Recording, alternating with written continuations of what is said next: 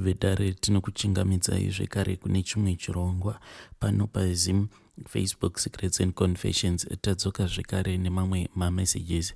Rekezai tibva tapinda mumamessages edu atadzoka takakubatirai. Message yedu yekutanga yakamirira sekudai so. Yanzi, mukadi zvenyu mukomanash, inini ndinewo confession yangu iyo yandiri kudawo kuti ndinge ndichizoshare nemi. Kana ndashare nemi muzoipostawo yenyu, asi please kana zvichibvira musaita zvekuuploada riri voice note rangu, nekuti zvimwe kuda panokwanisawo kuzowana munhu anenge achizondiziva. Nyaya yangu mukoma yakamira sekudai so.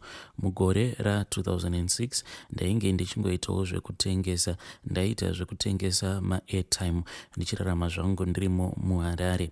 Asi ndaiti pano nepapo ndobva ndamboita ndichidzokera kumusha kwainge kuri kuMondoro. So ndakazoti ndichingorarama ndichidaro ndichiita zvekutengesa, ndo makore aya ekuti sim card chairo mukoma, kuti unge uchinzi une sim card rainge richidhura zvekare, rainge riine ukoshwa. Papo pandainge ndichitengesera ma-airtime nezvimwewo zvandainge ndichipota ndichimbotengesa, paivawo neumwe murume uyo ainge achiita zvekutengesa mafoni zvekare. Ndiye ega munharaunda imomo mandainge ndichigara ainge aine mukoto wekuti akwanise kuwana masim card. Ndakabva ndazotaurawo nemurume uya, then akabva azondiudza maprizes ake awo aainge achida, kuti kana kuri kunzi ndinenge ndichida sim card kubva kwaari. Mari yacho mukoma yainge akawandisa, asi panguva yacho iyoyo ndainge ndichidawo kunosiya sim card nefoni kumudzimai wangu uyo ainge ari kumusha. Zvino takabva tazowirirana inini nemurume uya kuti pose pandinenge ndawana mari ndinopota ndichimupa mari iyoyo. Ndingangoti mari yacho mukoma yainge yakangoenzana nekutenga mombe. Murume uya akati andipa sim card ndokubva azonditengesera zvekare nefoni. Zvose zvinhu izvi ndakaita zvekutotora nechikwereti. Ndaitiwo pano nepapo pandinenge ndawana mari ndobva ndazomupa, asi pakazoitika dambudziko rekuti mukoma ndakabva ndazobirwa. Mushure mekunge ndabirwa ndakabva ndatadza kuti ndinge ndichireiza capital zvekare kuti ndinge ndichihodha zvinhu zvangu izvo zvandaipota ndichitengesa.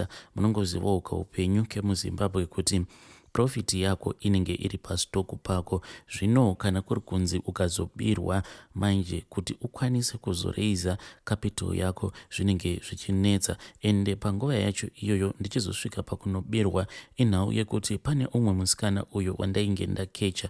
Musikana uyu ndinosuspekta kuti ndiye akazondirongera matsotsi, nekuti ndakati ndichingobuda mumba make ndokubva batwa nevamwe varume avo vakabva vazondisecha, ndokubva vazonditorera stoku yangu yose iyo yandainge ndiinayo netwumwe tumari utwo twandainge ndiinatwo.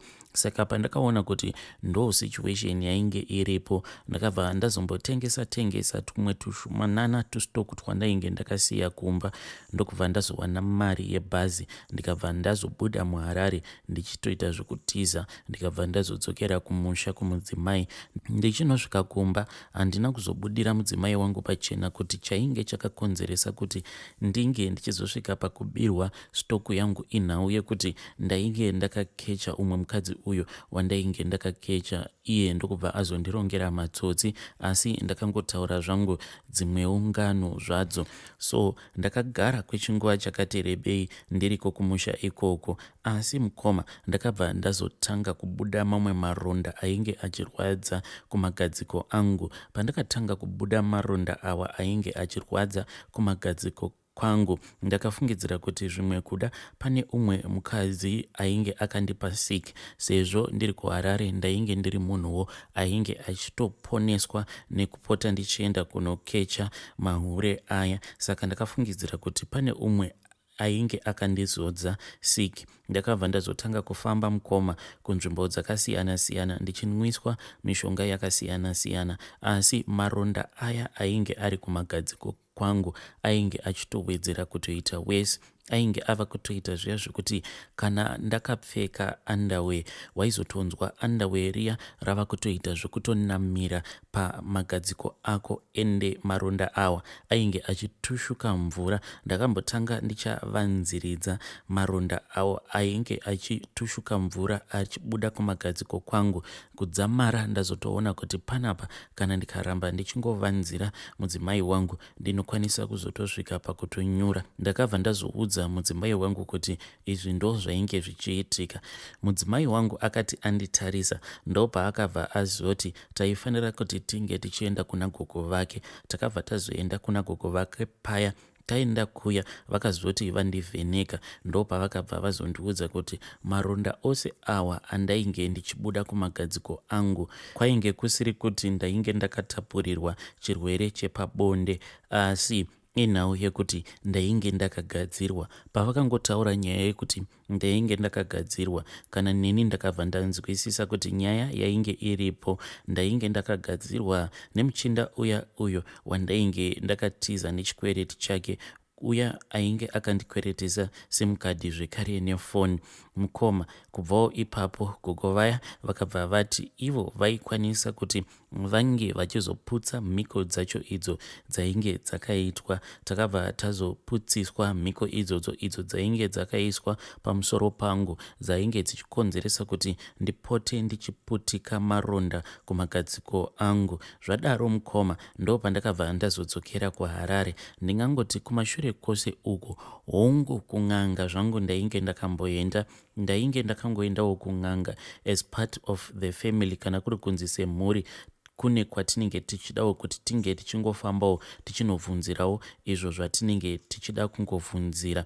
Asi kubva zvandainge ndakaputsiswa mhiko idzodzo idzo dzainge dzichikonzeresa kuti ndinge ndichiputika maronda kumagadziko, izvi zvakabva zvazokonzeresa kuti ndive ne-very good interest panhau dzekuti ndipote ndichienda kunobvunzirawo pachangu.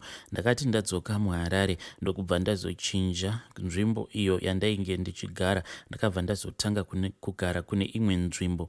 Ndiri kuya mukoma ndopandakabva ndazotanga kungopindawo mune n'anga dzakasiyana siyana.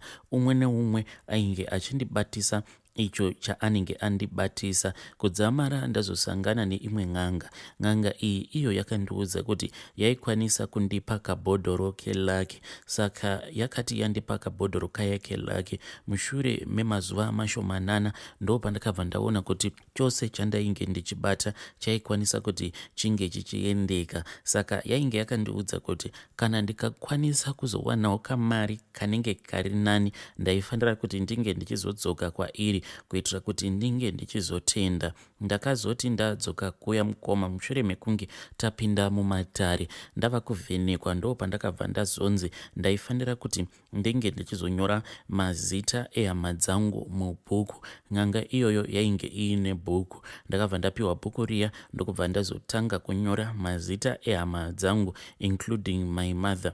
Ndadaro mukoma nashi ndokubva ndazoudzwa kuti mukuvhenekwa kwangu kwandainge ndaitwa kwainge kuchidiwa chipfeko chemukati chaamai vangu. Ndikati chipfeko chaamai vangu sei?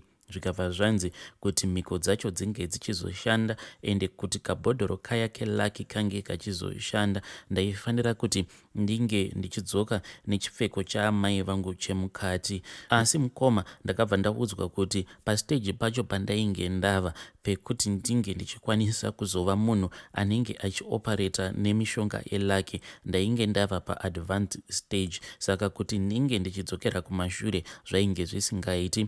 Ende ndainge ndakaudzwa kuti semunhu ainge apinda mumatare asekuru ava kuti ndinge ndichidzokera kumashure zvainge zvisingaiti, nekuti mazita aya atainge tatonyora mubhuku rasekuru, mazita iwawo haaikwanisa kuti ange achizodzimiwa nasekuru. Asi inini ndini ndega ndaifanira kuti ndinge ndichizodzima mazita awo andainge ndanyora mubhuku rasekuru. Panguva yacho mukoma painge pachitaurwa nhaurwa yekuti ndini ndega ndainge ndakakodzera kuti ndinge ndichizodzima mazita awo andainge ndanyora mubhuku rasekuru, ndainge ndisina kunzwisisa nyaya yainge ichiitika kuti pose pandinenge ndichizokanzura zita iro randinenge ndakanyora mubhuku rasekuru zvinenge zvichitorevera kuti hama yangu iyoyo yandinenge ndakanzura ndo inenge ichifanira kuti inge ichizofa pagore iroro, kunyange zvazvo zvinhu izvi zvisingaitiki gore roga roga.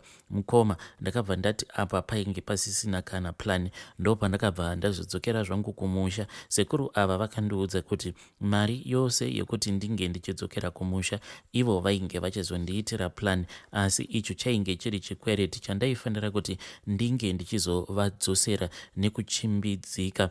Ndakati mukoma, ndazodzokera kumba ndokubva ndazogadzirira ndikatenga tumagorosari twekuti ndinge ndichizosvika natwo kumba ndokubva ndadzokera kumusha paya. Ndichinosvika kumusha vabereki vakafara zvekare nemudzimai wangu akafara, ndokubva tati garei paya. Zvino ndainge ndakapiwa umwe mushonga nasekuru, saka mushonga uyu wainge wakaita kunge powder, so sekuru vainge vakandiudza kuti ndaifanira kuzotaimira paya pekuti vanhu vanenge vakarara. Kana vanhu varara paya ndaifanira kuzovhura mushonga uya wainge wakaita kunge madota ndobva ndazozvizora kumeso. Mushure mekunge ndazvizora kumeso ndaifanira kuti ndinge ndichizokurura nhumbi dzangu dzose idzo dzandinenge ndarara ndakapfeka, kana kuri kunzi ndinenge ndakarara ndakapfeka anything. Iniwo kubva nekubvira ndiri munhu wekuti ndinoremerwa kuti ndirare ndakapfeka anything. Saka ndakati paya ndataimira vadzimai vangu varara, neniwo ndo pandakabva ndachizomuka ndokubva ndasecha muchibhegi changu ndikabva ndatora kagaba kaya ako kainge kaine mushonga uya wainge wakaita powder uchiita kunge madota, asi waiva nekamwe kamunhu wemukoma kainge kasingajaiririki. Ndakangoti ndichingonovhura chibhodhoro chiya, imba yose yakabva yati dhugu kunhuhwa. Ndakabva ndatora mushonga uya wainge wakaita kunge madota ndokubva ndazozvizodza kumeso kwangu. Mushure maizvozvo ndokubva ndazobuda zvangu panze. Ndakati ndichinobuda panze mukoma ndokubva ndangonanga straight kubhedhuru iro rainge riri bhedhuru raamai nababa vangu. Ndikabva ndangosvika paya, chakandinetsa ndechikuti ndakangoti ndichingonosvika pamukova wemba ndakabva ndatoona kutoti dhoo rainge richivhurwa, ende munhu ainge achivhura dhoo vainge vari baba vangu. Asi baba vangu vakati vachivhura dhoo kudaro vainge vakatovhara maziso avo vachitorakidza kuti vainge vakatorara. Vakati vandivhurira dhoo kudaro ivo vakabva vadzokera ndokubva vakwira pamubhedha baba ndokubva varara zvavo. Ndakabva ndazotanga kusecha ndichitsvaka zvipfeko zvemukati zvaamai vangu. Ndikabva ndazotora chipfeko chiya chainge chiri chaamai vangu chemukati ndikabva ndabuda. Ndakati ndabuda ivowo baba vangu ndokubva vamuka zvekare vakabva vauya kudhoo ndokubva vakiya zvavo dhoo ravo. Ndakati ndapedza kudaro mukoma ndokubva ndazodzokera zvanguwo kubhedhuru iro rainge riri bhedhurumu rangu nemudzimai wangu patainge tichigara kumusha ikoko. Ndakabva ndazowandisa chipfeko chiya icho chainge chiri chaamai vangu chiri chipfeko chemukati. Zvadaro mukoma handina kana kuzombogara kwemazuva akati wandei, sezvo ndainge ndiine misheni yangu iyo yandainge ndakawira, ende misheni yangu ndainge ndakakwanisa kuti inge ichibudirira. Ndakabva ndazokwira ndichidzokera kuHarare zvekare. Ndakangoti ndichingonosvika muHarare ndokubva ndananga straight kumba kwasekuru vaya avo vainge vachindibatsira, nekuti mukoma ndainge ndichida upfumi nekukasika. Ndichinosvika pamba pasekuru vaya vakabva vazondiudza kuti pane dzimwe mhiko idzo dzataifanira kuti tinge tichiita. Mhiko idzo mukoma dzataifanira kuti tinge tichiita ndedzekuti ndaifanira kuti ndinge ndichiita bonde nechipfeko chemukati icho chandainge ndakabira amai vangu. Ndainge ndichitonzwa sekunge ndainge ndichitoita bonde nemunhukadzi. Chipfeko ichocho chainge chichitodziya semadziro anoita muviri wemunhukadzi, zvekuti ndakazotosvika pakutoburitsa hurume. Ndakati ndaburitsa hurume huya, sekuru vaya vakabva vazosimuka vakabata imwe yainge yakaita kunge mbiya, so ndokubva vati kwandiri ndaifanira kuti kana ndazopukuta sikarudzi yangu ndobva ndazokandira chipfeko icho chandainge ndapukutisa sikarudzi yangu chainge chakazara nehurume hwangu mukati membiya iyoyo. Ndakabva ndazoita sekudaro.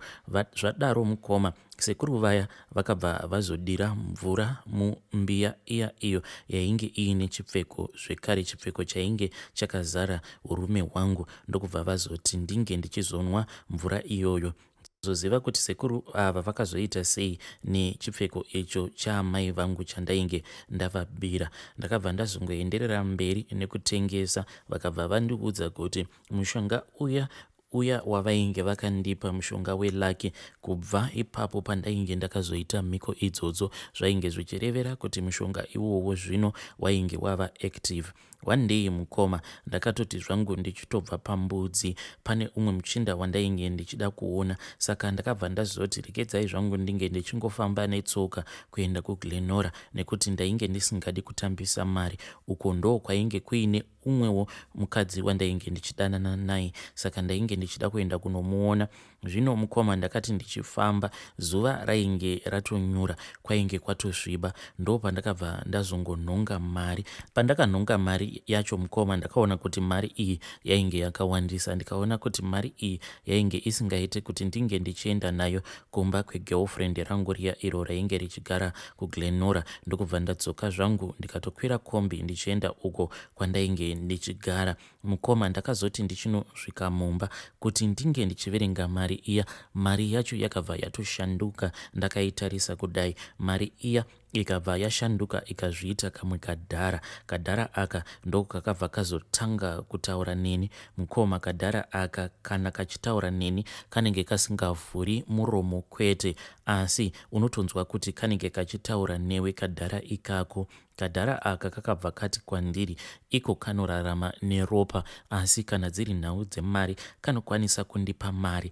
asi mari iyo yakainge kava kuda kundipa yaisatendedzwa kuti inge ichizodyiwa nehama dzangu. Handifanire kuti ndinge ndichizova neukama hwakasimbisisa nehama dzangu. Ndo mhiko idzo dzandakapiwa nekadhara ikako, kakandiudza kuti kana ndikatevedzera mhiko nemirayiro yose iyo yakainge kachizondipa depending nemasituation acho, ndaikwanisa kuzotorarama kutosvika kana kuma95 years chaiko. So mukoma, kadhara kaya kakati kataura neni, upenyu hwangu ndakaona kuti hwakabva watotanga kutosununguka, kana zvekutengesa ndakabva ndazosiyana nazvo. Since 2007 ndingangoti kadhara aka kandidyira hama dzangu dzinokwana idzo kuita 5. Hey vidare, ndo voice note iro randakatumidzirwa richibva kuna mukoma vedu. Zvakangoma hazvo vedu we. Please let us talk about this issue in the comment section. Chinorwadza panyaya dzeurombwa ndechekuti urombwa hunotambudza avo vasina chavakatadza.